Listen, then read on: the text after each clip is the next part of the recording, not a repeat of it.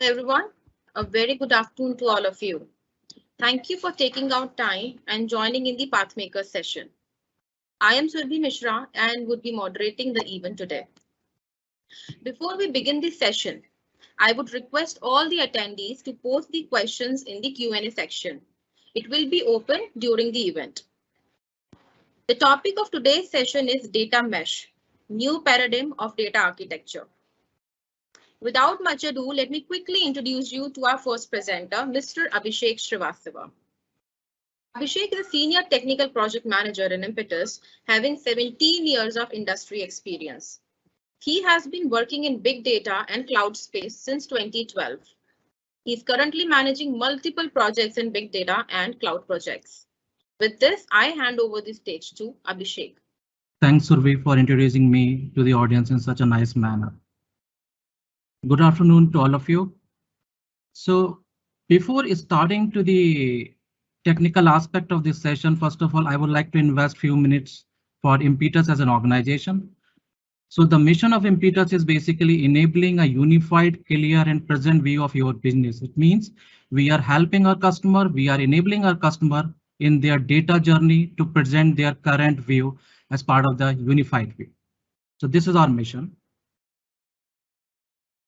Let's talk about the corporate overview. So Impetus is almost 2.5 decade older organization. It has been incorporated in 1996 in US. An important aspect is consistent year-on-year growth rate is over 25%, which is sustainable.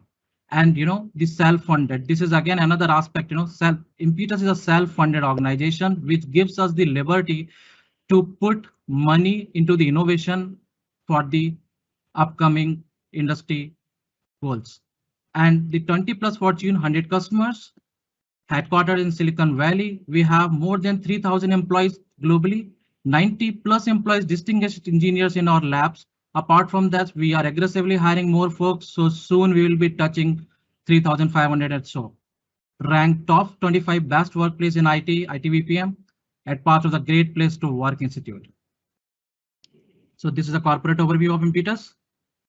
Now let's talk about what kind of services we are working on, and we are helping our customer in their data journey. So we are focusing on three pillars or three dimensions of the services. One is the cloud engineering, another is data engineering, and the third one is data science. So in cloud engineering, we are helping our customer for advisory, strategy, TCO, the cloud cost optimization, security, automation, architecture evaluation, and for data engineering side, we are working with our customer, providing their solution, consulting with the solution, providing advisory, strategy, technology evaluation for the use cases, architecture, and QA services. At the data science side, we are again giving the advisory strategy. So basically, we are in a consulting all these three dimensions. Apart from that, we are providing the recommendation for text analytics, time series forecasting, anomaly detections, all these dimensions of the data science as well. So in nutshell, we are in cloud engineering, data engineering, and data science. So Impetus is in services and products everywhere. So let's talk about from left to right, what exactly we need in the data journey when an organization think about migration from their legacy infrastructure to data modernization. So see, so transformation and modernization are important aspect. Let's say one organization is leveraging the Teradata as a legacy data store. Then the first important step is to migrate the workload from Teradata to the modernized data platform. Then persistent that, then doing the analytics over that data. And after that, the visualization, how to connect to that data, how to get the insight from their data so that we can visualize in terms of chart or any kind of analysis. And then management and profiling. So after seeing all these steps, Impetus has come up multiple projects. So one of the project is Leap Logic. So we call it Leap Logic magically convert the workload and data loads from legacy data store or data warehouse to modernized data warehouse. Let's say we can think about the Teradata as source and destination as a Redshift AWS.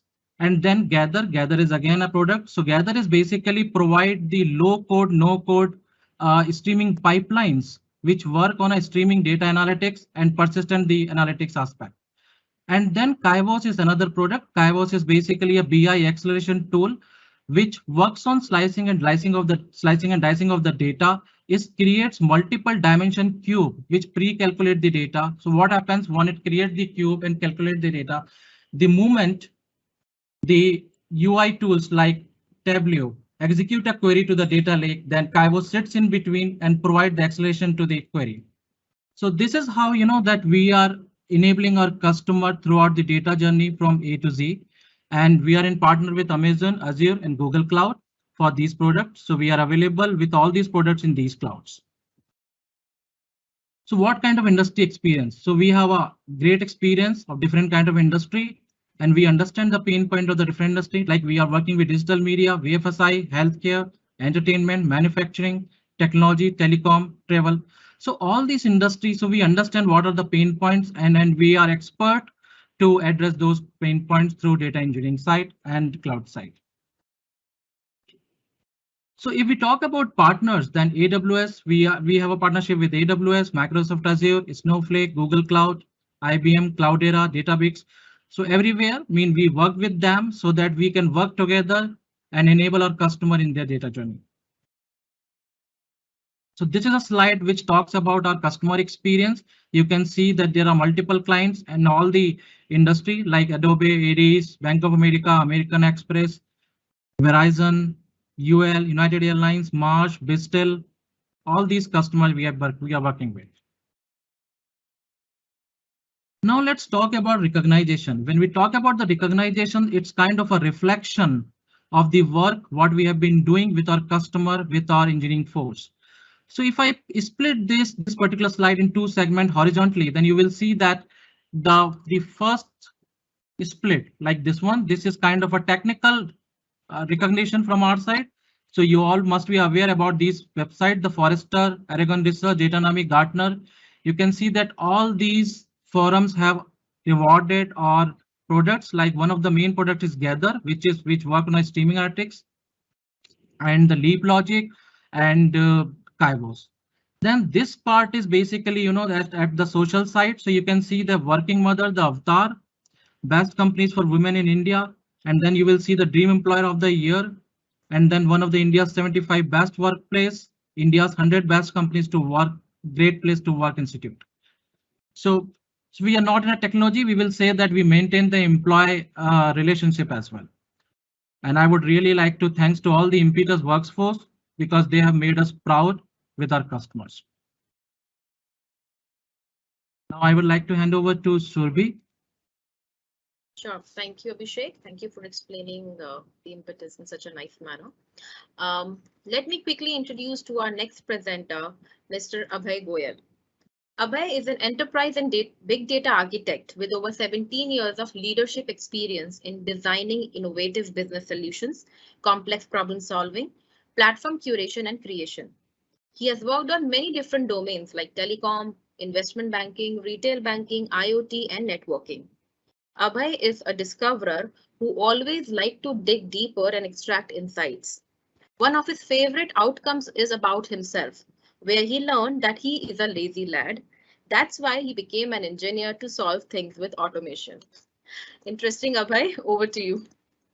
Thank you, Surbhi. Thanks for this wonderful introduction about me.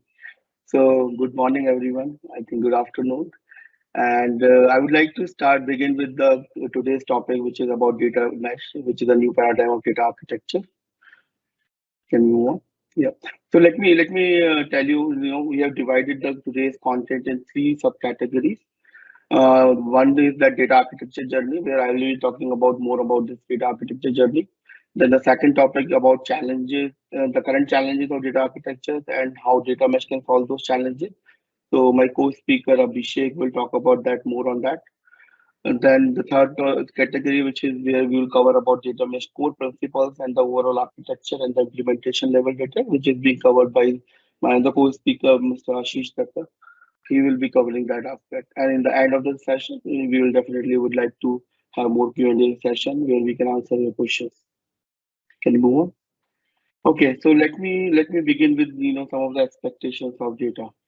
So I would like to definitely thanks to Impetus. Working with Impetus, one of the great thing what I got is working with different customers in different domains, and that is where I learned a lot from different sectors. And some of my learnings actually I just shared over the slide.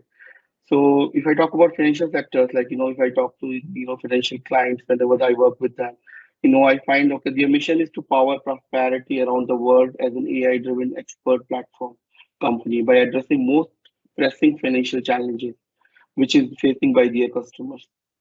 Basically, the financial sector will definitely want to use their data and helping their customers on solving their day-to-day challenges.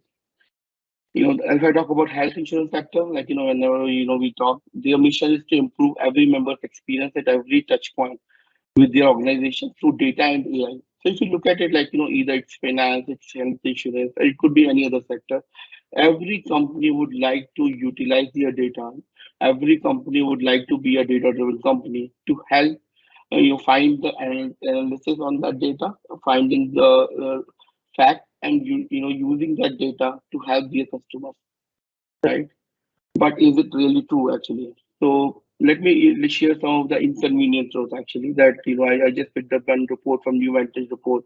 It is being published in 2019, and definitely it is keep growing. But if you look at from right to left, that every company, as I mentioned, is we have a mission to become a data-driven company, and every company to achieve that goal doing a huge investment, like multi-million-dollar investment. More than 65% companies nowadays investing more than $50 million into that company. But are they really achieving the results? If you look at from right to left, you can see that how many companies are really competing on data, 45%. How many companies actually become a data driven, 38%. And how many companies actually follow the data culture? Because becoming a data driven versus following a data culture is two different aspects altogether. Whether the data culture has become your gene or your core of your company or not. So you can see, only 27% companies have really adopted the data culture. Definitely the numbers are keep growing, but still we are very far away from actual mission what every company wants to achieve. So can we move on, please? Okay, so let me begin with some of the facts about data, and I'll as I mentioned initially, I'll walk you through with the journey of the data.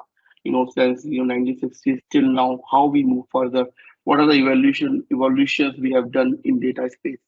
So if you look at data, can be divided into different space. One is operational data plane, and this is analytical data plane. Operational data plane is nothing but day-to-day transactions, day-to-day operations, where our businesses are running on a daily basis, right? For example, if I talk about financial clients, everyday transactions I'm doing, I'm using my card, swapping, at multiple POS machines. So this is more like operational data. The analytical data plane is nothing but whatever the historical as well as the current data. We process that data, get the data, and my business users actually try to massage the data, extract some insight so that they can improve their business operation. So operational data is more about end users and customers solving end customer daily problems, while analytical data can help solving optimizing the business operations and at the end solving the customer problems only. Can you move on, please? So, as we say, we clearly see there are two distinguished planes: operational data plane and analytical data plane. So, what we did, we definitely need an integration between these two, right? Otherwise, how operational data will convert into analytical data? So, what we did in the past, we created a ETL pipeline in between, like to connect with these two data planes, so that we can have operational data converted into extract, transform, and load into as an analytical data plane. But I'm sure, like many of you must have already worked on ETL pipelines and know the pain, how much pain it really required to create those ETL pipelines and manage those ETL pipelines. And definitely, my co-speakers will talk about more challenges about these kind of integrations. Can you move on, please? So if I talk about some history, actually, so let's teach some historical lessons.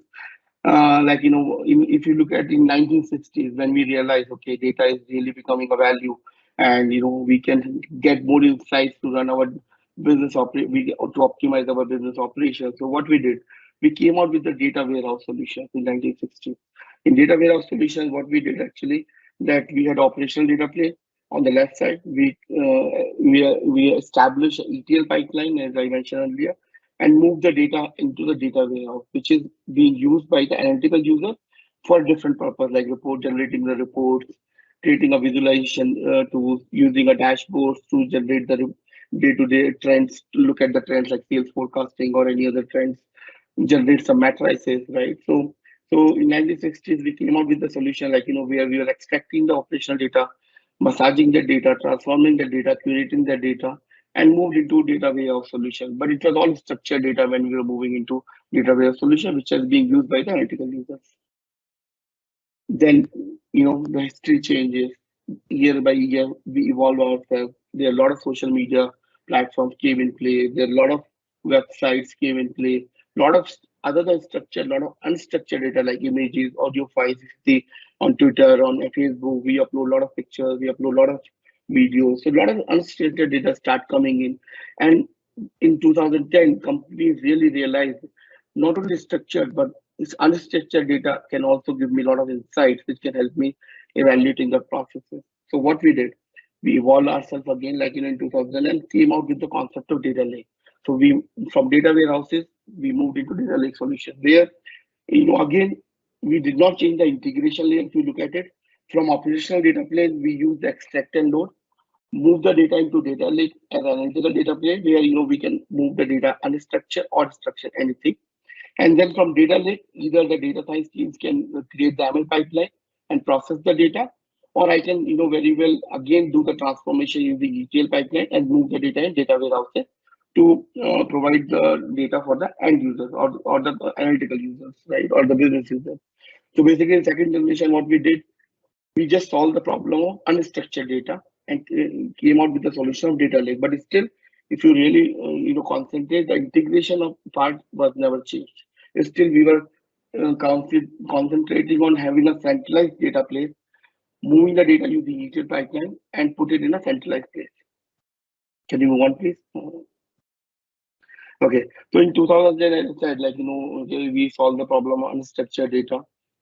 We're feeding the same concept of having a centralized data solution as well as having a same integration pipeline called ETL. Nowadays, if you look at another problem came in, as and when the data was growing, we need more and more infrastructure, right? So we definitely on-prem solutions were not really solving that problem. So the cloud came in play, and we moved into from on-prem solution, we moved into multi-model data architecture on cloud, right? But what we really did, we solve the infrastructure problem with the cloud, with the help of cloud. We are moving our solutions rather on-prem to cloud, so that the solutions are more scalable in nature, and we can keep growing our data. We can keep solving customer problem. We can have more and more customers on our data platform. But still, if you look at this pipeline, still what we are doing from operational data plane, we are fetching the data using ETL pipelines, moving into the centralized data places. It could be data BigQuery if we talk about GCP. It could be Redshift if we talk about Amazon. It could be S3. It could be GCS buckets, right?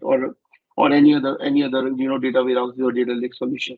So even if we were solving an infrastructure problem, still we were not solving the integration problems or the centralized problems. Can you move on, please? Right. So if we, this is the tutorial we're showing our journey in 1960s. I said from left to right, we came out with the solution of warehouses. Then we realized, okay, warehouses are limited in capacity, cannot solve unstructured data problem.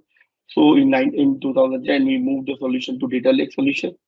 Then solve unstructured data problem. But since data was keep growing, so we realized, okay, on-prem solutions cannot solve. The infrastructure was a problem. So then we realized, okay, need of cloud, and we moved into multi-model cloud. But in all this journey, we never focused on finding the challenges. What are the challenges for ETL pipeline? What is the challenges of having a centralized data solution? So definitely we'll cover more on subsequent slides about this. Can you move on, please, Amish? Okay, so as I mentioned, all these challenges. So Abhishek, my co-speaker, will talk more about those challenges and how to solve these challenges. So I would like to again welcome back Abhishek on this. Thank you, Abhishek. Thanks, Abhay, for explaining the data journey from 1960 to till this moment with the data warehouse, data lake, and the cloud aspect. So as Abhay stated, the different the ETL pipeline we have to create with the centralized data storage. So we see there are some challenges with these aspects, So basically centralized and monolithic architecture is one of the challenge. The technical decomposition is another challenge, and hyper specialized silo is another challenge. So let's see one by one why these are the challenges in the current architecture.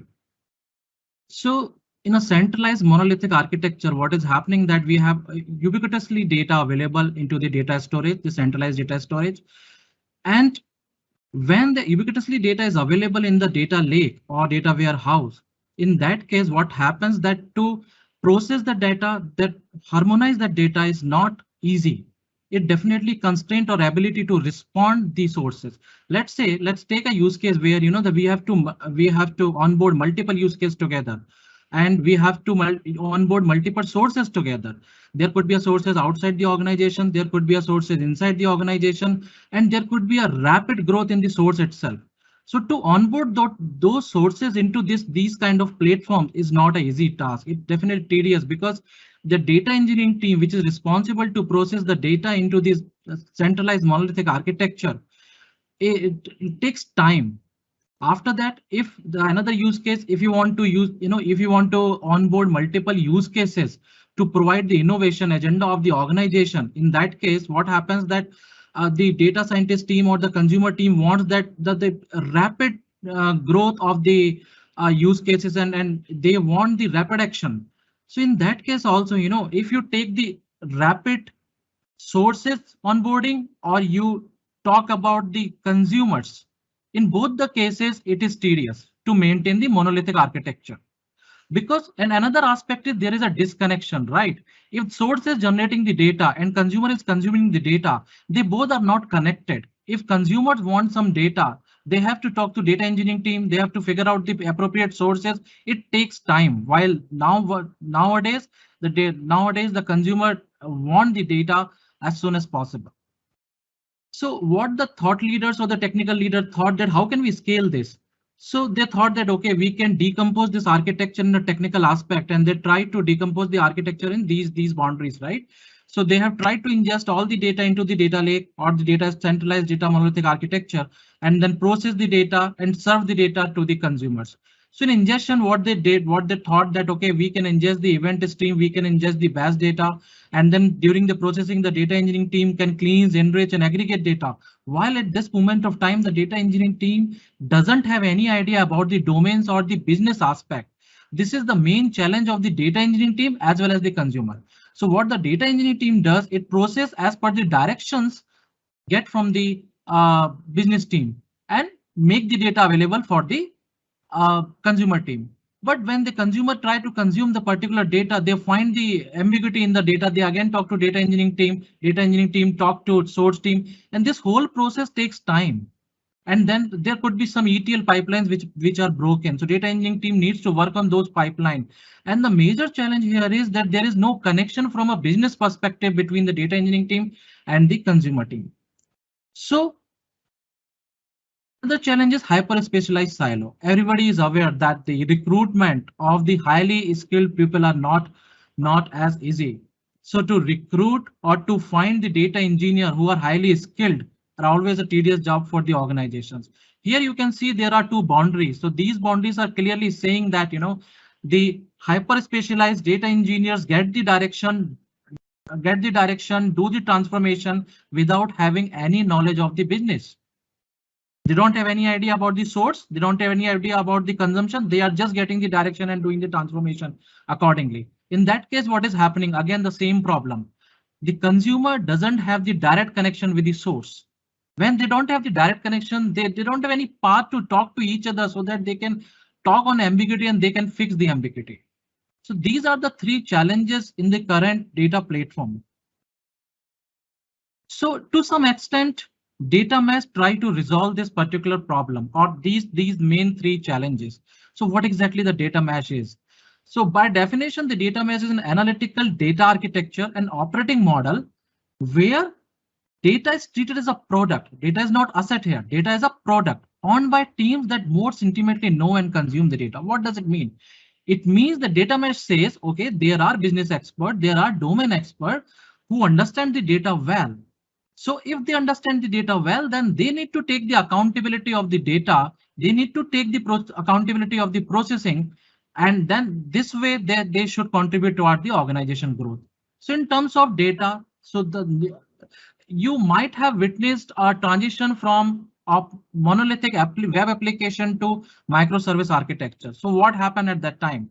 When the thought leaders were struggling with the monolithic application, because the monolithic application provide all the functionality in one application. So they decide to split that particular monolithic application into multiple small unit of the application. Let's talk about the Amazon.com. So what happens? So there are multiple microservices, payment microservices, different order microservices, inventory microservices. So what they did, instead of a monolithic architecture, they created a microservice, and every microservice is responsible for one action only.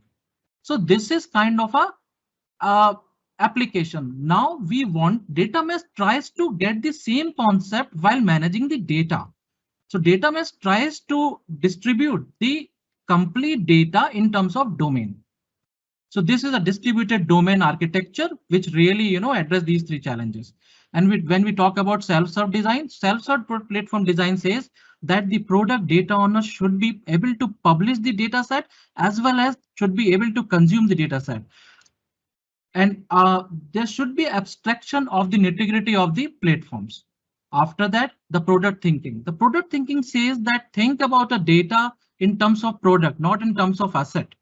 So the data set should be in a way that a person or a team, a domain oriented team, should be able to publish a data set to multiple consumer, and multiple consumer can enroll for that particular data product and can go move on.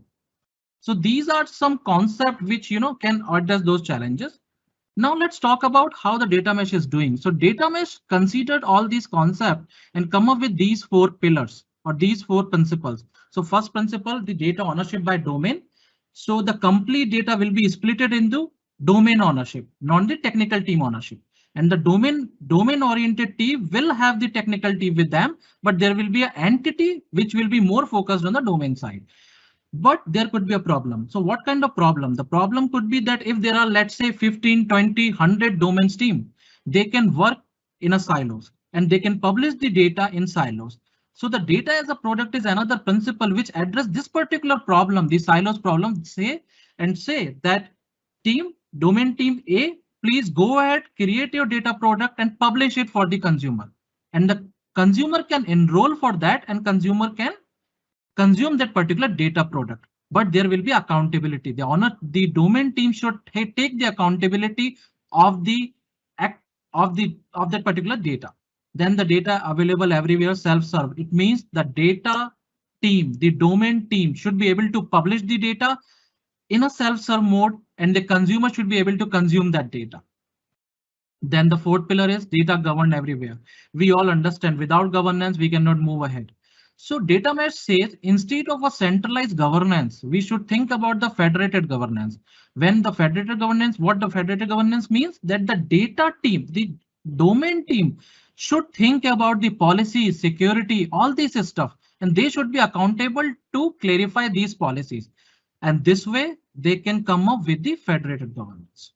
Let's take an example of the domain oriented applications. So see, this is an application. This is a normal enterprise application where you can see there are multiple domains, right? The order domain, shipping domain, inventory domain, billing domain, and recommendation domains. So let's from this example, see, Alice is the owner of the order domain and Joe is the owner of the inventory domain. So what happened? How the transition happens? Let's say there is some gap in the order and inventory domain, there are some bad records or inventory is showing a negative numbers. Joe as an inventory owner can fix that particular issue at his end if he understands the issue. But the repercussion of that particular solution is that the Alice would never know that there is an issue in that domain, and there would be another consumer. Let's say the Ergo is another consumer who will always get the bad data. So the second solution of this problem is Joe will understand, okay, there is an issue with inventory. Joe will talk to Alice in the business terminology and will try to make Alice understand that there is an issue with the order, fix it accordingly. Once the Alice will fix that particular order domain data, then Joe will keep on getting the right inventory data. So what happens? two domain owner talk to each other to fix a particular problem at source end itself. So this is one of the classic example where that we can think about the domain oriented distribution. Another aspect is another example, we can take it, we can talk about the Spotify, iTunes. So there are multiple domains, in that particular industry. The artist is one domain, podcast is another domain, user another domain, media another domain. So think about a podcast domain. So podcast domain can give you, the multiple data sets like create podcast, relate podcast, podcast listener, demographic, top podcast daily. So this is the, and you can see the podcast listener demographic, some kind of analytical output or the data product. So let's say there is a change in the user, because we all understand that there is a dimension and user will get on changes. So wherever there will be a change in a user, so user domain will publish the updated data set, and the broadcast domain will enroll to consume that particular data set of the user. This way, the podcast domain and user domain would talk to each other.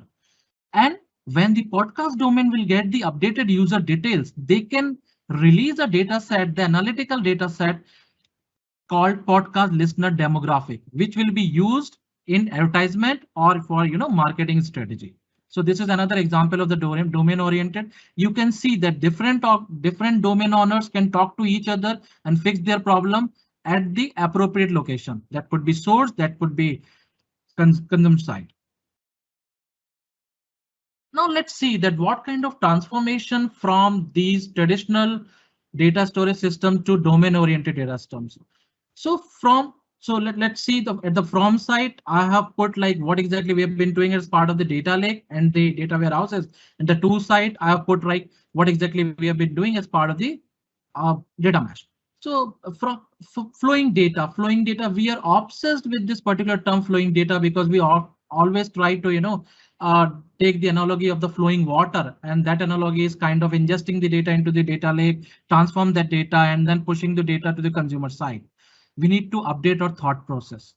So instead of flowing data, we should talk about serving data at the source. Like we discussed at the order and inventory in that particular example, we can fix any kind of issue at the source itself if it is required. So at source itself, we should be able to serving the data. One canonical model means one yardstick which will be used to treat all kind of domain data. So the centralized data lake is domain agnostic. While here I'm saying that multiple models. As per the domain, we can choose the model that what kind of model we should use. Another is the source of truth. So we should start calling the source of truth while we should start calling it most relevant copy. Why most relevant copy is because data would never be, stagnant. Data would always be changed, reshaped. When the data will be changed, the reshaped, then data needs to be versioned. So the data owner needs to version the copy and they need to maintain the relevant copy and publish the relevant copy to the consumers. And another is pipeline as a first class concern. So like we discussed in the technical decomposition that there's a ETL pipeline. So we should talk about the domain's internal implementation. Why I'm saying domain internal implementation, it means that the data owner or the domain expert should think about how can they implement one unit with code and the data. So there will be one node which will be a complete entity which will have the code as well as the data. Then the technology driven decomposition. So we should start forgetting this technology driven decomposition and start talking about the domain oriented distribution, because the domain oriented folks, the data owners who understand the data better, they can work with data to achieve the organization goals. Now I would like to hand it over to Surbhi again. My co-speaker Ashish Sharma will keep on from here.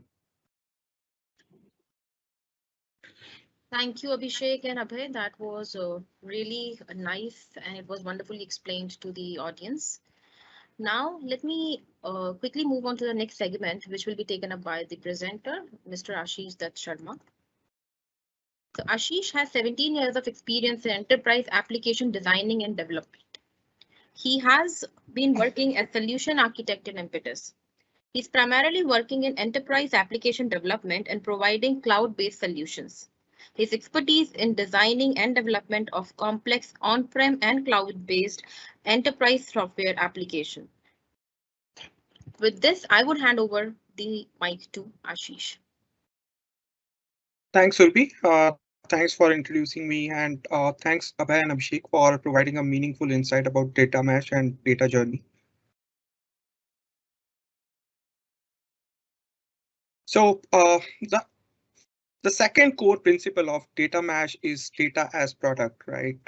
So this principle focusing on the philosophy of treating the data as as product, and it is focusing on the domain oriented thinking, right?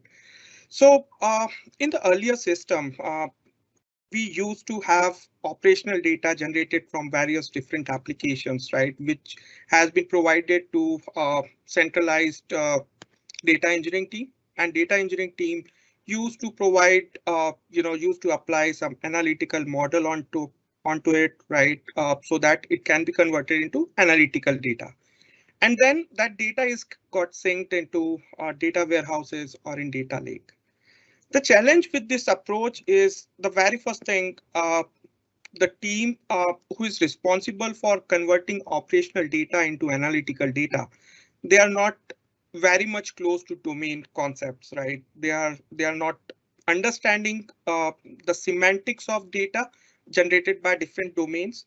So the data quality is always suspectful in that case.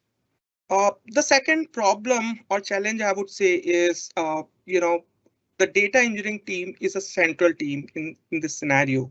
And most of the applications and, different domains, whatever they provide, right? So core team is mostly get occupied fixing the different data pipelines, providing different reports to stakeholders, right? So in that way, it's mostly exhausted and can be, it used to become a bottleneck in the organization, right? So to address these challenges, right, the responsibility has been shifted to related domain teams. And domain teams are expert and know the semantics of the data. So the data quality, what is generated out from the system is good and better, right?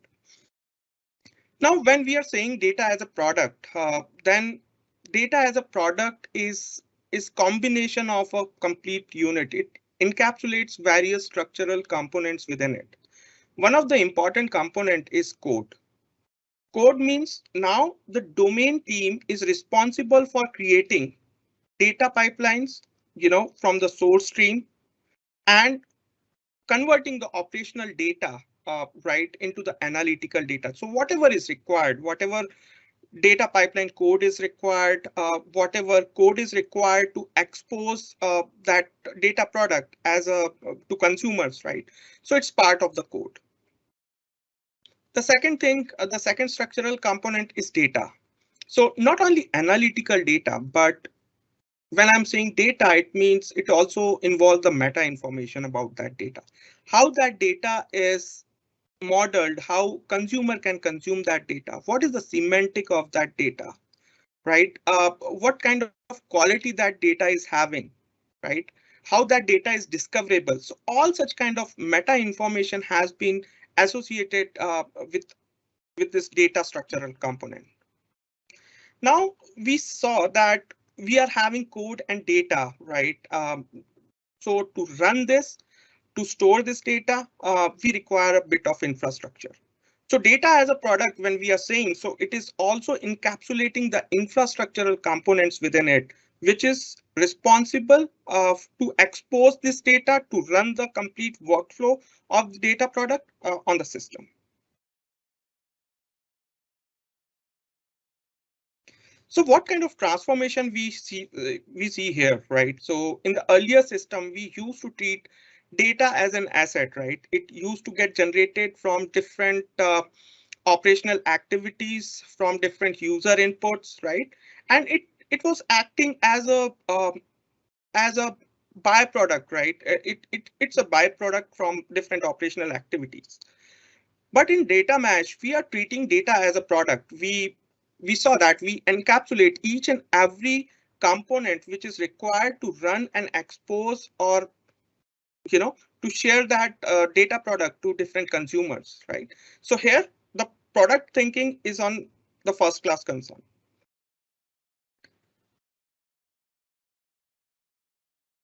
Okay.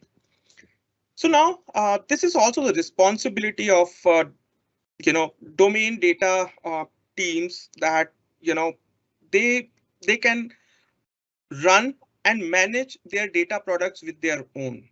In the earlier system, the core data engineering team is responsible for creating the data pipelines required, whatever resources or infrastructure is required to, uh, run that data pipeline. They used to provision it. They used to work with different cloud engineering team or ops team to do that, right?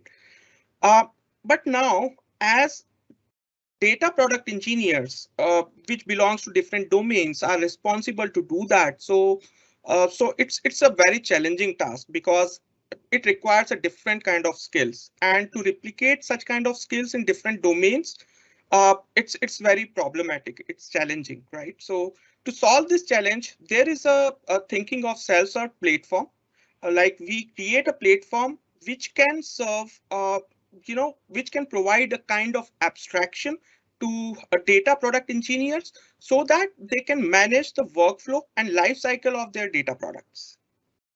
So when we are saying self-serve platform, so this self-serve platform is having three different planes. The very first plane is data infrastructure plane. So data infrastructure plane is the one which is on the very low level, right? So a complete dedicated data platform team used to take care of this plane. They used to work on this plane. So they are responsible for provisioning of different resources, infrastructure, storages, access policies, networking related things with themselves, and they provide a kind of declarative interface as data product developer experience plane, right? Which can be used by data product engineers to provision and use this platform in a declarative way so that they can publish and consume their data products and manage the life cycle of their data products using a very good abstraction, right? They don't need to worry about how infrastructure is getting provisioned, right?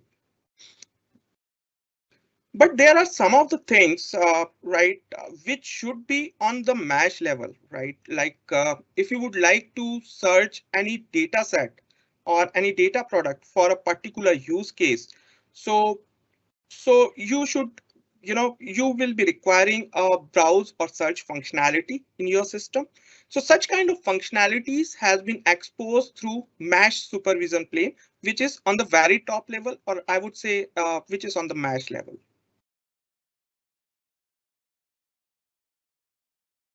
Here, if you see what kind of transformation happens. So in earlier system, we were thinking about big platforms like data warehouses, data lakes, right? But here, the things are distributed. Different teams are working, different domains are exposing or publishing their different data products, right? So here our focus is on how those data products are interoperable, how they can communicate to each other, right? So we are more focusing on the protocol. Earlier, this has been done by a specialized team. Now, this is done by a generalized team, belongs to every domain. In earlier system, infrastructure provisioning and all such kind of things have been imperative, right? The data engineering team used to work with ops team, cloud engineering team uh, to create a mechanism to run the complete platform. But here, uh, it should be done with the declarative approach, right? A complete dedicated platform team used to provide a very good level of abstraction to data product developers or data product engineers to provision and run their data products.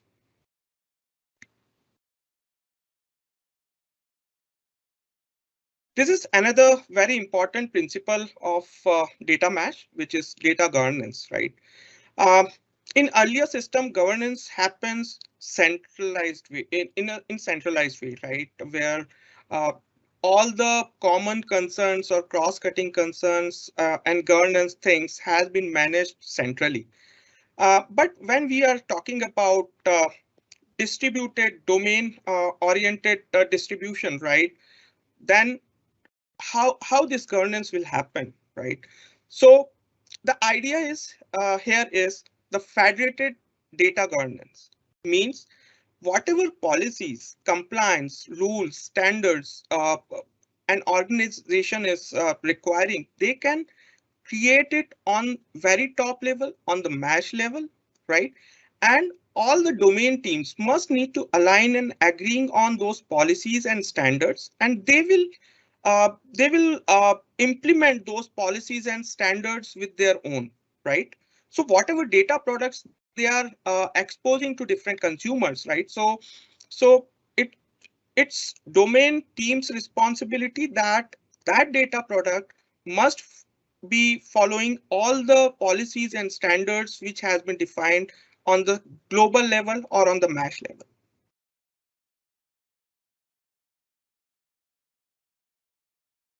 So what kind of transformation here in federated computational governance? A centralized team of data experts earlier, used to define the policies and standards at one place, right? And implementation of those standards also happens centralized in centralized way. But here, definition of those standards has been applied on the global level. And all the federated team or domain owners must need to implement their data products as per those definitions. Earlier, the data quality has been managed by the core data engineering team. Here, data quality has been managed by different domain teams, although the quality metrics or standards has been gone by global standards, right? Similarly, for security, earlier the security things has been managed centrally. Here, individual team or domain owners is responsible for securing their data products. Earlier, we used to, provide the operational data to data engineering team, and data engineering team used to sync that data, analytical data, into data lake and data warehouse, and they used to apply the conical model on different data sets, right?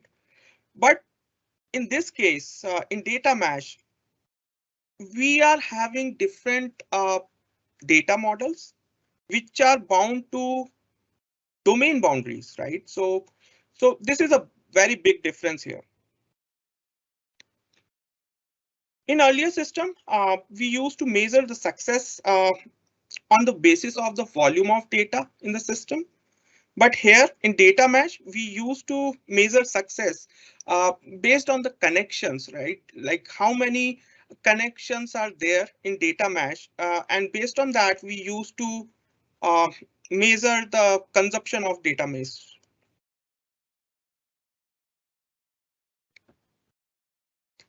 Now, with consolidation of all these four principles, right, we can see that um, there is operational data generated from different applications, right?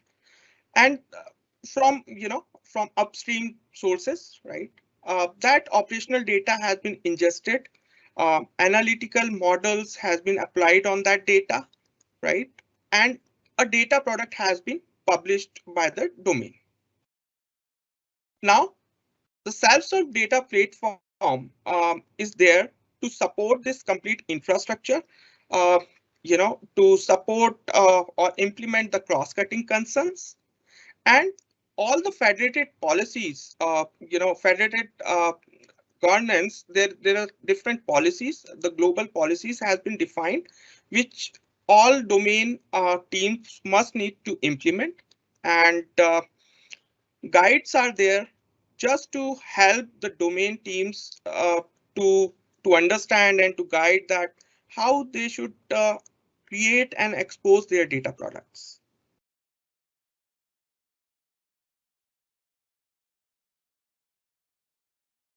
So first of all, before jumping into this slide, I would like to say that data mesh is a set of concept, or it's an architectural pattern, right? It is not focusing on any particular technology.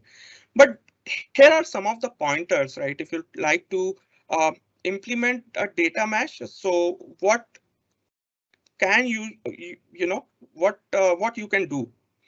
So the very first thing is centralized data in motion. If we'll talk about data, so data can be real time, as well as data can be historical, right? So when we are talking about real time data, so real time data uh, must need to we must need to support the real time data also.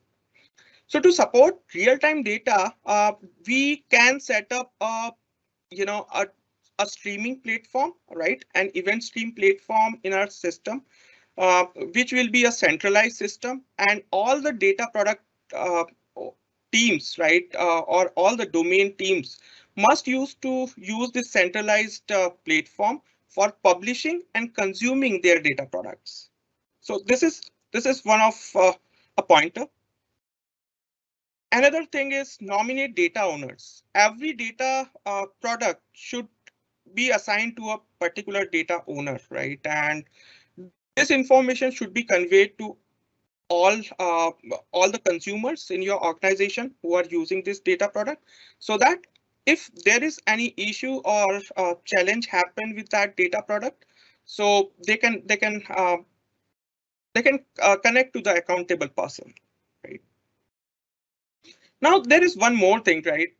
Whenever there is a challenge in any of the data product, right? So instead of fixing that challenge or issue there on the consumer level, will degrade the quality of the data and also can create some semantical problems, right? So it's better and recommended to fix all such kind of issues at the source level, right? Not at the consumption layer. Another pointer is publish data on demand. Publish data on demand means whenever data products would like to uh, have publish data, right? They can do that. Similarly for consumers. So whenever consumer required, they can take or get the data from different sources. Handle schema changes. So as I said that always the data product, whatever has been published to different consumers, uh, what kind of model or semantic it is having, it is part of that data product in the meta information. So whenever there is a change in the consumption model of that data product, so it should be acknowledged to all the consumers, right? Uh, it can be an automatic way by any application also, and it can be a way by which you can document the change and can publish to different consumers. But the important thing is the acknowledgement of this change, right? So that they can deal and can handle this change at their side. Secure event stream. So as I said that we must also deal with the real-time data, right, in data mesh. So data products might be published on different event streams, right? Like on any particular Kafka topic, or any data source also, right? So there should be a centralized authority uh, which should provide access to these event streams and can authorize different consumers, right? On the mesh level. So that is very much important. Connect from any database. So the idea about this pointer is, right, you must have to deal with various data sources there. It might be, your source data source is different and your target data source is different, or you are consuming data from different data sources, right? And you are publishing data to different databases, right? So in that way, the idea is to use different connectors, which is already provided by different, which is already available in the market, right? So the data engineering, or I would say data product engineers focus should be on creating a good quality data products, not on reading and writing and other activities, right? The other point is central user interface for discovering and registration of new event streams. It means that whenever a consumer would like to register himself uh, for a particular for consuming a particular data product, right? So there should be a user interface by which he can register himself, and he can discover that what all data products are there, what he can consume, right? So in last, a quick summary. Uh, Domain-oriented decentralization. This is one of the first principle of data mesh, so that whenever the data source will get increased in your ecosystem, right? You can just add a new node in your data mesh to support the related business functions and help you to scale. Data as a product. Data as a product, so that you know, so that you can manage the good quality of data products, right? Self-serve data infrastructure as platform, so that the data product engineer should not be bothered about infrastructure provisioning and low-level details of hardware and networking. They should focus on the data product creation, right? Federated computational governance, so that data users can value from aggregation, correlation of independent data products, right? The mesh is behaving as an ecosystem following global interoperability standards, standards that are backed computationally into the platform. It means all the policies, whatever is required, you can define all those policies on the global level, and the related domain teams must need to follow all those policies for creating a data product. So with this,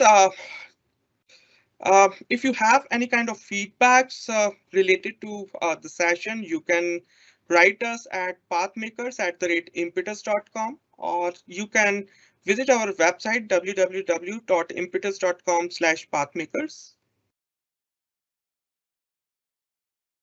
Now I'm opening the session for Q&A.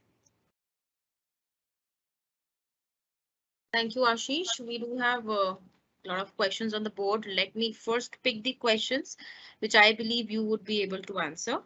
However, my request to the participants to please keep posting your questions and queries in the Q&A section, and the presenters would be addressing it right now. Okay, so the first question which I'm taking, Ashish, is for you.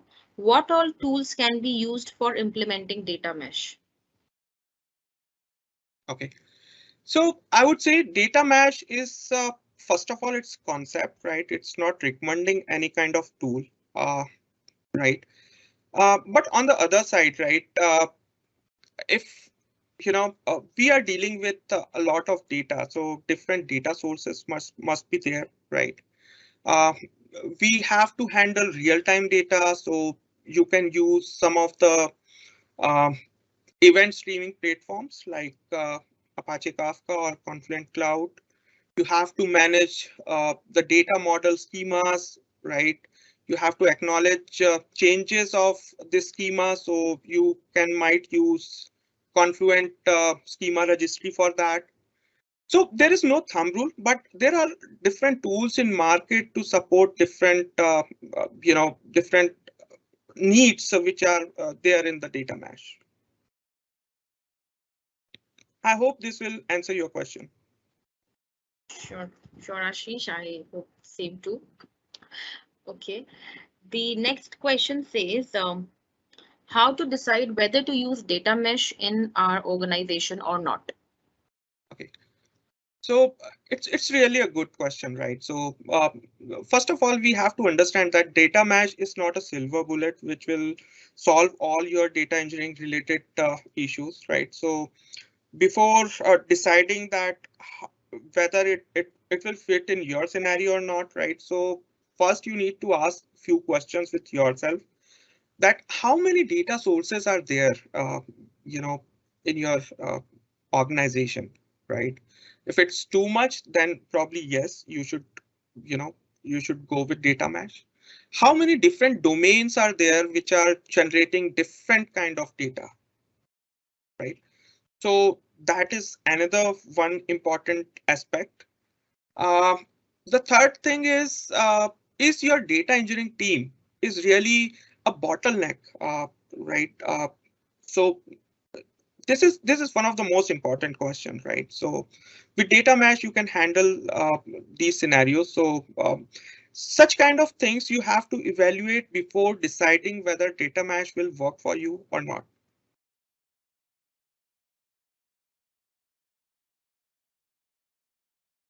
Sure. Okay, Ashish. Let me quickly take the other question. Though the presenter, okay, Abhay has already replied it one-on-one. However, I would still be like requesting him to please share this answer with each one of the participants available today. It may also help them. Is data mesh a replacement of data lake? Sure, Ruby, I think that's a very good question being asked. So, I mean, just to answer the question, data lake is definitely not a replacement of data mesh because data mesh talks about how organization should structure and adopt the data culture, while data lake talks about how to solve, or the analytical pipeline from a technical standpoint. So they both can coexist together, and data lake could be one of the node or one of the uh, data product in the complete data mesh architecture. So it is definitely not a replacement, but can coexist together within the data mesh architecture. Sure, Abhay. Sure. Okay, let me quickly take the other question. Though we have exceeded 2 minutes, but it's good to take like a couple of questions more. Okay, so the question says, in case if different domain data can be connected and provide meaningful insights, how this can be handled in data mesh? So I would like to answer this question, right? Sure. So it's a very good question, right? So if you have two different domains and they are generating two different data products, right? So in order to get analysis of from two different data products, those two data products must be interoperable, right? If you want to perform any union or intersection, so definitely if they are not interoperable, you cannot do that. And that's why the federated governance is there, right? That you used to apply some of the policies, rules there on the global level that, um, that you have to publish your data products in this format. These are the fields, right? So that the consumer can understand the semantic of the data and they can, those data sets can be interoperable, right? Okay, thank you, Ashish, for addressing that. Let me take the last question from the board. Can data mesh help to apply demographic policies? Okay, let me answer that question. So because of nature of data mesh, it's always talk about federation, federated systems, or talk about decentralization. So definitely it can also address the democratization of demographic geographies, and we can very well have the data mesh architecture within those geographies. So in fact, I should say so like that secure data democratization is the foundation of this whole data mesh architecture. Okay, sure. Thank you, Abhay. With this, I would like to close the session. Thank you to all the presenters for presenting it so wonderfully. And I would also appreciate the audience, the participants for taking out time and joining for the event today. I hope it was very informative and insightful for you. You can write back to us at impetus@pathmakers.com and we would love to hear from you. Thank you, everyone.